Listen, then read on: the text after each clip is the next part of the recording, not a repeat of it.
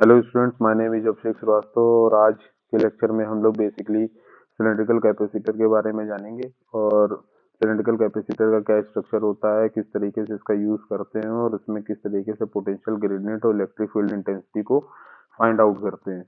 तो चलिए आइए शुरू करते हैं इसको।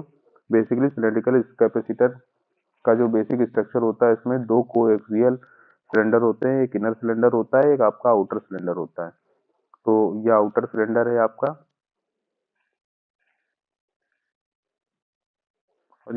और ये जो है ये आपका इनर सिलेंडर है। और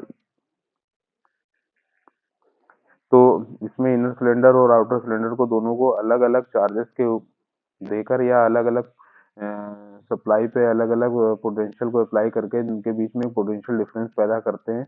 तो जिस तरीके से मान लीजिए कि अगर हम आउटर सिलेंडर को अगर हम ग्राउंड कर दें तो इस पे आपका निगेटिवली और इनर सिलेंडर पे आपका positively charge automatically due to induction produce हो जाएगा। तो बेसिक स्ट्रक्चर तो आपको पता चल गया कि ये क्या होते हैं। बेसिक स्ट्रक्चर में जो ये दो कोएक्सियल सिलेंडर होते हैं जो कि इनर सिलेंडर और आउटर सिलेंडर के फॉर्म में रखे होते हैं। इनके बीच में क्या होता है, डाइलेक्ट्रिक मटेरियल या डाइलेक्ट्रिक मीडियम होता है। और डाइलेक्ट्रिक मीडियम जो बेसिकली क्या होता है, ये दोनों पूरा डाइलेक्ट्रिक जो मटेरियल होता है ये दोनों प्लेट के बीच में इलेक्ट्रिकल कॉन्टैक्ट डेवलप करता है, जिसकी वजह से इसमें जो एक तरीके का इंसुलेशन भी होता है और चार्जेस को स्टोर करने के लिए हमें डाइलेक्ट्रिक मटेरियल की जरूरत भी होती है। तो एयर भी एक तरीके का आपका डाइलेक्ट्रिक मटेरियल है या कह सकते हैं डाइलेक्ट्रिक मीडियम है। और इसके अलावा बहुत से ऐसे माइका हो गया और अदर चीजें हो गई, ये प्योर इंसुलेटिंग मटेरियल नहीं है, लेकिन ये आपके डाइलेक्ट्रिक मटेरियल मीन्स होता है कि इसमें नंबर ऑफ फ्री इलेक्ट्रॉन्स की संख्या बहुत ही कम होती है। ये एक पर्टिकुलर पोटेंशियल डिफरेंस को जनरेट करने के बाद ही हम डाइलेक्ट्रिक मटेरियल में किसी भी तरीके से इलेक्ट्रिकल कनेक्शंस को बिल्डअप कर सकते हैं। इसके बाद आपका आता है कैपेसिटेंस फैक्टर। कैपेसिटेंस फैक्टर क्या है? कैपेसिटेंस फैक्टर जो है बेसिकली अगर इस सिलेंडर का कैपेसिटेंस फैक्टर आप निकालेंगे तो ये इसकी लेंथ पे डिपेंड करता है। कैपेसिटेंस फैक्टर इसके लेंथ पे डिपेंड करता है, पहला। दूसरा जो है वो इसकी परमिटिविटी हो गया।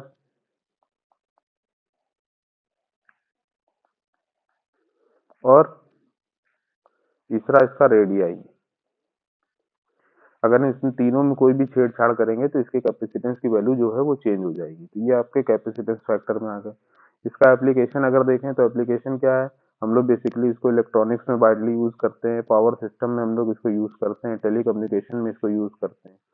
ठीक है, क्योंकि relative high value high capacitance as compare to other capacitor, इसका जो कैपेसिटेंस होता है वो दूसरे कैपेसिटर के कंपेरिजन में तुलना में ज्यादा होता है।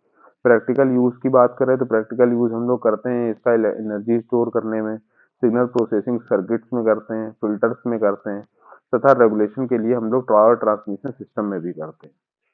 ठीक है, इसके बाद हम लोग चलिए आगे बढ़ते हैं। अब यहाँ पर आ जाता है आपका ये पूरा एक स्ट्रक्चर जो है वो आपका बना हुआ है, जिसमें आपका जो एक सिलेंडर है, एक इनर है, एक आउटर सिलेंडर है। इनर सिलेंडर पे आपका जो चार्ज है वो आपका प्लस क्यू चार्ज है, और आउटर सिलेंडर पे आपका माइनस क्यू चार्ज है। आउटर सिलेंडर के इनर सरफेस पे आपका माइनस क्यू चार्ज है और इनर सिलेंडर के आउटर सरफेस पे आपका प्लस क्यू चार्ज है। और इसके बीच में डाइलेक्ट्रिक मटेरियल है। और हम ये देखते हैं कि इनर सिलेंडर का जो रेडियस है वो ए है और आउटर सिलेंडर का जो रेडियस है वो बी है, जैसा कि देखने को मिल रहा है यहाँ पर। और हम लोग यहाँ पर इलेक्ट्रिक फील्ड इंटेंसिटी को कैलकुलेट करने की कोशिश करते हैं कि मान लेते हैं कि रेडियस आपका ए और बी के बीच में एक रेडियस एक्स है और एक्स रेडियस पे हमारी इलेक्ट्रिक फील्ड इंटेंसिटी क्या होगी। तो हमने 1 मीटर लेंथ का एक टुकड़ा टाइप का यहाँ पर हम लोग ने ले लिया सिलेंडर का, जो जिसमें आपका आउटर जो सरफेस था वो आपका हमने ग्राउंड कर दिया। ठीक, और x मीटर की डिस्टेंस पे हमारी इलेक्ट्रिक फील्ड इंटेंसिटी क्या होगी। तो चलिए आगे इसके डेरिवेशन को लगाते हैं, देखते हैं क्या होगी। मान लीजिए जो हमारा इलेक्ट्रिक फील्ड डेंसिटी है वो हमारा फार्मूला क्या होता है, electric field density is equal to flux in coulomb upon area in metre square. तो ये हो गया Q by A coulomb per metre square. Area आपने निकाल लिया तो एरिया इज इक्वल टू क्या हो जाएगा, 2 पाई एक्स। लेंथ आपकी 1 थी तो ये आपका हो जाएगा 2 पाई एक्स। ये Q upon 2πx coulomb per metre square. E का फार्मूला आपको पता है, E is equal to D is equal to होता है एप्सिलॉन ई। तो ई इज इक्वल टू क्या हो जाएगा, D by epsilon. Epsilon is equal to होता है epsilon not epsilon R. Value आप यहाँ पर पुट कर दोगे तो आपकी वैल्यू यहाँ पर निकल के Q upon 2 pi epsilon not epsilon R X हो जाएगी। इसके बाद आपका यहाँ पर फार्मूला लग जाता है पोटेंशियल ग्रेडियंट का। अगर हम लोग देखें तो electric field intensity E is equal to minus D V by D T D X. मतलब एक्स डिस्टेंस पे जैसे जैसे आगे बढ़ते जाएंगे हमारा वोल्टेज की वैल्यू जो है उस एक निश्चित दर से कम होती चली जाएगी। तो ये इलेक्ट्रिक फील्ड इंटेंसिटी की वैल्यू वोल्टेज के साथ साथ कम होती चली जाएगी। यहाँ से हम लोग फार्मूला वी का निकाल लेंगे। वी इज इक्वल टू अगर देखें तो D V is equal to हो जाएगा माइनस ई डी एक्स। दोनों तरफ इंटीग्रेशन कर देंगे, तो इंटीग्रेशन करेंगे तो यहाँ पर आपका v आ जाएगा। इधर इंटीग्रेट करेंगे तो ये b to a minus E D X, जैसा कि यहाँ पर देखने को मिल रहा है। इसके बाद आपका आ जाएगा क्या, वैल्यू आप e की पुट कर दोगे। तो जब e की वैल्यू आप पुट कर दोगे तो आ जाएगा q upon 2 pi epsilon not epsilon R X. ठीक है, फिर ये आपका आ जाएगा, जब इसको सॉल्व करेंगे तो लास्ट में आपका वैल्यू आ जाएगी minus Q upon 2 pi epsilon not epsilon R log X B by B A. ठीक, ये वैल्यू आपकी निकल के आ जाएगी। अब इसको हम लोग थोड़ा और आगे सॉल्व करते हैं, लिमिट की वैल्यू रखते हैं। लिमिट की वैल्यू अगर हम लोग रखेंगे तो लास्ट में आपकी वैल्यू क्या आ जाएगी, क्यू अपॉन, लिमिट की वैल्यू रखते हैं Q upon 2 pi epsilon not epsilon R log base E A by B. आगे जब इसको सॉल्व करेंगे बेस ई को बेस 10 में कन्वर्ट करेंगे तो 2.3 लॉग बेस 10 बी बाई ए आ जाएगी। और ये सब क्या आ रहा है, ये बराबर आ रहा है किसके, वी के। और सी इज इक्वल टू होता है क्यू बाई वी, या क्यू इज इक्वल टू होता है सी। तो यहाँ पर क्यू बाई वी के कंडीशन पे लाके हम सी की वैल्यू को फाइंड आउट कर सकते हैं। सी इज इक्वल टू आपका क्या निकल के आ जाएगा, C is equal to L metre length के लिए C इज इक्वल टू आ जाएगा 2 pi epsilon not epsilon R L upon 2.3 log base 10 B by A. तो ये आपकी वैल्यू निकल के आ गई। यहाँ पर अगर एल की वैल्यू जो है वो 1 किलोमीटर की है, यानी एल इज इक्वल टू आपकी 1000 मीटर हो गया।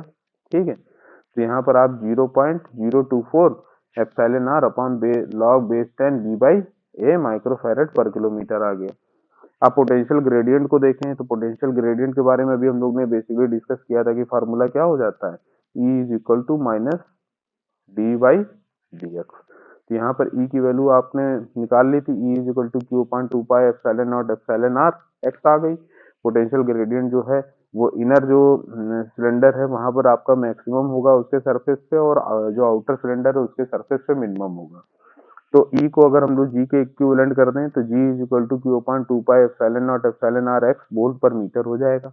V की वैल्यू को यहाँ पर फाइंड आउट करेंगे तो V इज इक्वल टू, अभी हम लोग ने ऊपर निकाला है, V क्या निकल के आया था, V is equal to Q upon 2 pi epsilon not epsilon R log E A upon B। तो यहाँ पर इसी पे अगर बेस 10 की यहाँ पर हम लोग ने जो वैल्यू ली थी, ठीक, अगर इसको सॉल्व करेंगे तो इस जगह पे हम लोग Q की वैल्यू में इसको कन्वर्ट कर लेंगे। यहाँ पर Q को सेपरेट कर लेंगे, देखिए सेपरेट कर लिया।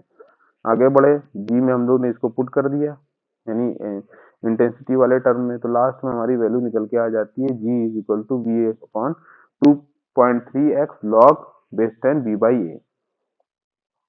मैक्सिमम के केस में क्या होगा, यहाँ पर x की वैल्यू क्या हो जाएगी, a हो जाएगी, और मिनिमम के केस में क्या होगा, यहाँ पर x की वैल्यू b हो जाएगी। तो ये आपका क्या है, मिनिमम का केस। ठीक, इस फार्मूले को आप पोटेंशियल ग्रेडियंट के फार्मूले को याद रखिए, v upon 2.3 x log base 10 b by A volt per metre. दो क्वेश्चन लगाते हैं। पहला क्वेश्चन है 300 किलोमीटर लॉन्ग एक केबल है जिसका डायमीटर 0.5 सेंटीमीटर है। इंसुलेशन कवरिंग जो है वो 0.4 सेंटीमीटर थिकनेस की है। Calculate the capacitance of the cable if the relative permittivity आपकी 4.5 दी गई है। तो कैपेसिटेंस का फार्मूला हम लोगों ने निकाला ही था, 0.024 epsilon R log base 10 B by A. यहाँ पर बी बाई ए का फार्मूला आपने B by A is equal to 2.6 आ जाएगा, 2.6 आएगा। ठीक है, इंसुलेशन कवरिंग 0.4 सेंटीमीटर है तो बी की वैल्यू भी यहाँ पर 0.65 आ जाएगी, बी बाई ए 2.6 आ जाएगा, log base 10 2.6 is equal to 0.4515 आ जाएगा। सी की वैल्यू आप यहाँ फाइंड कर लेंगे, 300 किलोमीटर लेंथ के लिए 0.26 का 300 में मल्टीप्लाई करेंगे तो आपका 78 माइक्रोफैरेड इस क्वेश्चन का आंसर आ जाएगा। आगे बढ़ते हैं। अगला क्वेश्चन आपका है एग्जाम्पल 5.9। इसमें क्या है, एक कंसेंट्रिक केबल कैपेसिटर है जिसका डायमीटर इनर और आउटर का 3 और 5 दिया गया है, 3 और 10 सेंटीमीटर। तो इसका डायमीटर दिया गया है डी इज इक्वल टू 3 ए के लिए, और डी बी के लिए क्या दिया गया 10। तो आर ए क्या हो जाएगा, ये हो जाएगा 1.5, और आर बी क्या हो जाएगा, ये हो जाएगा 5 मिलीमीटर मिलीमीटर ठीक है। एप्सिलॉन आर आपका 3 दिया गया। फाइंड द कैपेसिटेंस पर मीटर निकालना। पोटेंशियल डिफरेंस 600 वोल्ट का पोटेंशियल डिफरेंस अप्लाई किया गया कंडक्टर पे।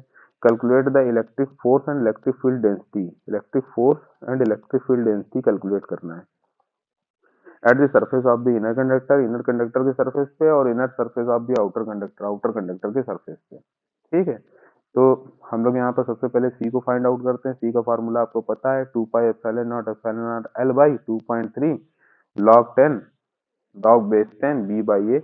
वैल्यू पुट कर देंगे तो 138.8 पिको फैरेड आ जाएगा। वैल्यू पुट करनी है।